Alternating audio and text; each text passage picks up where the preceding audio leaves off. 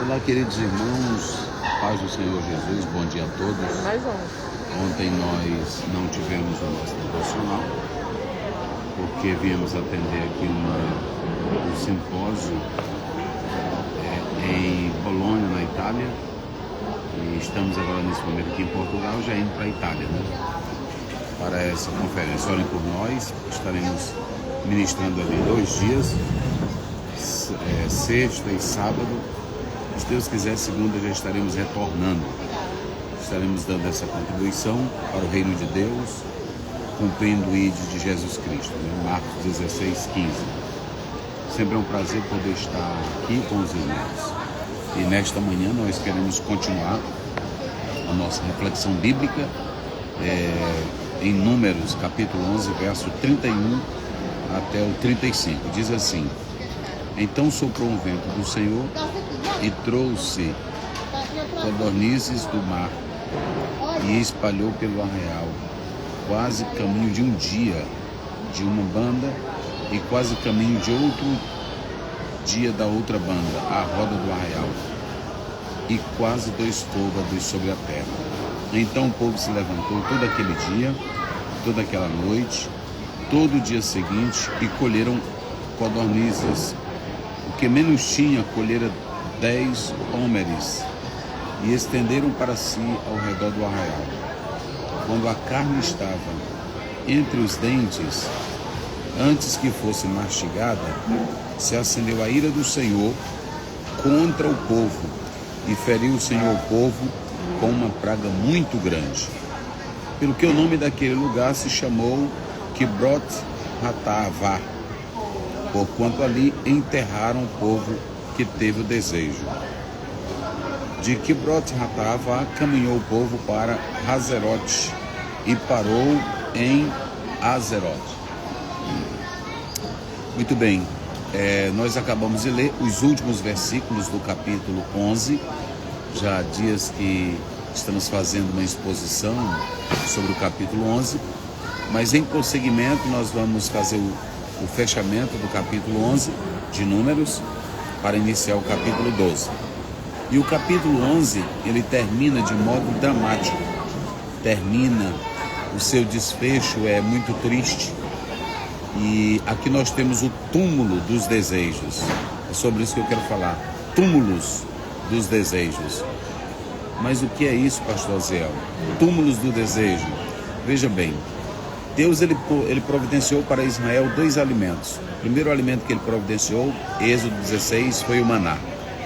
O povo que recebeu o maná começou a criticar do maná, começou a chamar de pão vil, começava a dizer que a alma tinha fartio desse pão vil e rejeitaram o maná.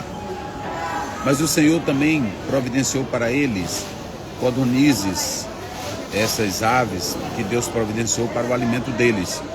A primeira coisa que nós temos que analisar aqui é que houve uma providência de Deus. O verso de número 31 diz: soprou o Senhor um vento e trouxe codornizes. Então quem providenciou para o povo esse alimento? O Deus eterno. Deus providenciou codornizes para que o povo se alimentasse. Eles desejaram carne, eles desejaram alimentos, mas eles desejaram na teimosia, na rebeldia, eles desejaram fora dos padrões divinos. Então, 2 alimentos que Deus concedeu. Primeiro, o maná. Aqueles que não obedeciam o maná, iam colher no dia que Deus disse que não era para colher, criou o bicho. E aqui o texto é bem claro em mostrar que Deus vai dar codornizes para ele. O vento sopra da parte de Deus, traz essas aves, e veja como Deus é bom. Aproximadamente, se vocês observarem, 2 côvados do chão, em torno de 9 centímetros, as aves elas ficaram suspensas para que eles pudessem colher. Nós temos um problema na Vulgata, que eu não estarei tratando aqui nesta oportunidade, mas o texto é bem enfático em dizer que Deus mandou e ele não deixou cair logo no chão, deixou 9 centímetros da terra, 2 côvados do chão, para facilitar também para o seu povo. Eles pegavam aquelas aves, colocavam elas ao sol, ressecavam e depois faziam um tempero e se alimentavam delas. Mas codornizes aqui é um milagre de Deus. Deus providenciou esse milagre. Então, em primeiro lugar, o maná era um milagre. Em segundo lugar, codornizes também era um milagre da parte de Deus. Mas quando o povo é pecador, quando o povo é rebelde, quando o povo não tem temor de Deus, milagre não tem sentido. Não tem sentido. É isso que eu quero dizer para vocês. Porque a Bíblia diz em 1 Coríntios 2,14 que as coisas espirituais, elas se discernem espiritualmente. Então alguém diz assim, o incrédulo precisa ver muitos milagres para Deus crer. Não, primeiro ele tem que ouvir o Evangelho, crer no Evangelho. Porque ele pode muito bem zombar de Deus. Ele pode muito bem não acreditar como o faraó não acreditou nos milagres do Senhor. E aqui você vê que o povo rebelde, quanto mais desobediente, não atentava para os milagres de Deus. Porque eles queriam milagres apenas para satisfazer os desejos da sua alma. E Deus, no primeiro momento, realiza esses milagres. E aqui nós temos a expressão do próprio texto, Hazerote, que é pátio. Mas nós temos Kibrot Ta'avá. Sabe o que quer dizer essa palavra? Túmulo dos desejos. Desejos fora da palavra de Deus, desejo fora dos padrões divinos, te levam a túmulos espirituais. Então a minha palavra nesta manhã é que você tenha cuidado com os seus desejos. Mas é muito pesado isso aqui. Túmulos do desejo, ou seja, desejos que vão te levar à morte. Já pensou nisso? Você já pensou para observar bênção que se torna em maldição? Bênção que te leva à morte? Foi o que aconteceu aqui. Deus os levou para o túmulo dos desejos. A Bíblia diz que Deus mandou codornizes e aí eles pegaram, e quando a carne estava entre os dentes, o verbo hebraico é cortar, é mastigar.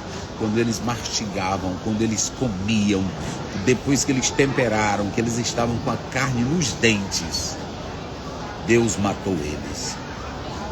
Ou seja, eles vão morrer no próprio desejo deles. Rapaz, é muito pesado.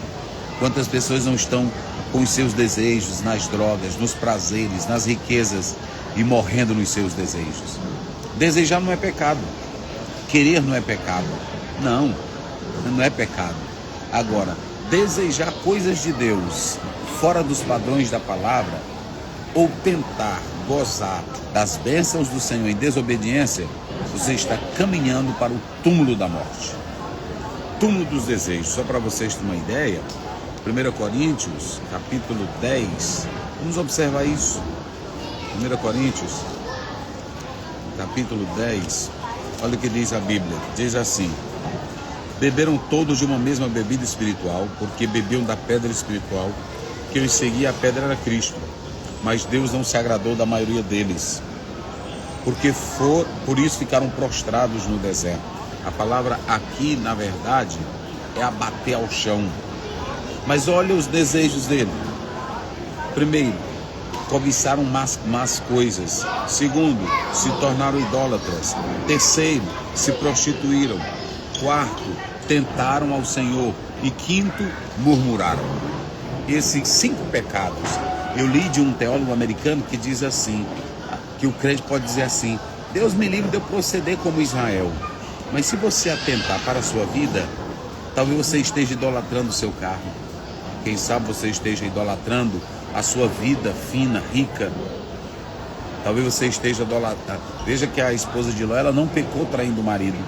Ela não pecou com ganância de dinheiro. Ela pecou com apego a um lugar. Isso é muito sério. Talvez você diga: eu não peco como Israel. Mas você já pensou? Idolatria. Segundo, cobiça. Terceiro, se vocês observarem bem, a Bíblia deixa bem claro que eles tinham esses desejos contrários, como por exemplo, murmurar. Tem pessoas que murmuram constantemente, não são felizes com aquilo que tem, murmura tudo. Olha, esses 5 pecados aqui de Israel, que deixaram eles mortos no deserto, a Bíblia diz, primeiro, cobiça, está lá em Êxodo 20:17, não cobiçar o que é do próximo, a mulher do próximo, a casa do próximo. Segundo, a idolatria. Há um filósofo, quando fala sobre os ídolos, você pode ser um ídolo, o seu egoísmo, a sua ganância e prostituição, vida sexual imoral, noitadas, vida na droga, na bebida, no sexo ilícito, nas aventuras, nas noitadas,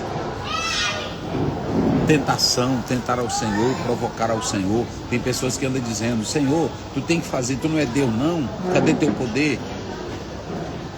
Tenta ao Senhor, não se contenta, não quer viver o Evangelho, não quer viver a Bíblia e fica fazendo desafios para Deus.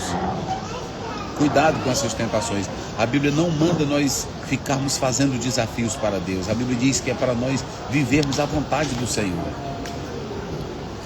Eu não quero viver a vontade do Senhor. Eu digo, se Deus fizer isso, eu vou servir Ele. Se Ele fizer isso, eu vou adorar. Onde é que você lê isso na Bíblia? A Bíblia diz que é para nós servirmos ao Senhor. Venha o teu reino e seja feita a tua vontade. Cuidado com a murmuração. Então veja bem, túmulos do desejo. Israel pediu a carne, Deus mandou. Mas quando a carne estava nos dentes, Deus matou todos eles. Ou seja, caminharam para os túmulos por causa dos seus desejos. Muito cuidado com o que você deseja. É por isso que a Bíblia diz em 1 João 5,14: se pedirmos alguma coisa segundo a sua vontade, não é segundo o meu desejo. Tem coisas que eu quero, mas só quem sabe o que é bom para mim é o Senhor. Por isso que tudo que eu for pedir, tudo que eu desejar, eu tenho que ajustar, harmonizar ao querer do Senhor, a palavra de Deus. Senhor, eu quero isso, mas se o Senhor sabe que não é bom para mim, faça-se a tua vontade. Eu desejo isso, mas se o Senhor vê que isso aqui não é bom para a minha vida, faça-se a tua vontade. Nunca queira algo que não seja da vontade de Deus. A Bíblia diz que a bênção do Senhor só enriquece e não traz dores. Agora, querer o maná, querer codonizes, querer bênçãos dos céus com a vida desajustada, é totalmente caminhar para o túmulo. Vocês se lembram que o diabo fez em Mateus 4, 1 a 10, uma proposta para Jesus? Primeiro, ele tentou na aventura. Segundo, ele tentou na própria área da tentação. E terceiro, na área da adoração. E ele disse: tudo eu te darei. Jesus disse: não, Satanás, eu vivo é conforme a palavra de Deus. Ao Senhor Deus adorarás e só a Ele servirás. Que Deus te abençoe. Fuja dos túmulos dos desejos e se alegre com o que Deus te dá. Não fique naquele negócio: eita, mas eu queria ver uma pessoa com carro, ver uma pessoa com uma fazenda, ver uma pessoa vivendo a vida dela. Oh, mas eu queria isso. Muito cuidado. Essa carne nos dentes, na tua mente, tudo isso poderá te matar. A Bíblia diz que nós devemos ser felizes com aquilo que nós temos, nos regozijarmos e deixar tudo nas mãos de Deus. Por isso que o Salmo diz: deleita-te do Senhor e Ele satisfará o desejo do seu coração. Pai Santo, Pai querido, obrigado pela tua palavra, obrigado pela vida dos teus filhos, e que, ó Deus, os túmulos dos desejos jamais sejam realidade em nós, pois queremos viver cada instante para contigo e para com as tuas coisas, buscando a tua vontade, alinhando com a tua palavra. Nos dá vitória e abençoa a todos, dá um dia de paz. Senhor, naquilo que falhamos ou pecamos contra ti, rogamos o teu perdão e a tua misericórdia. Traz paz e graça, em nome de Jesus pedimos. Amém. Deus abençoe. Aqui não dá para cantar parabéns, mas só uma palavra, tem vários aniversariantes. A todos que estão aniversariando, não dá para me cantar aqui, mas a todos que estão aniversariando, Deus abençoe. Salmo 1, verso 3. Vocês serão como árvore plantada junto a ribeiros de águas, que dá o seu fruto na estação própria, cujas folhas nunca murcham, e tudo quanto vocês fizerem, vocês irão prosperar. Parabéns, que os sonhos, desejos, projetos sejam realizados segundo o querer de Deus. Pai Santo, Pai querido, te louvamos pela vida de cada aniversariante. Concede paz e alegria, que todos sejam prósperos em ti, dá vitória, em nome de Jesus pedimos. Amém. Deus abençoe.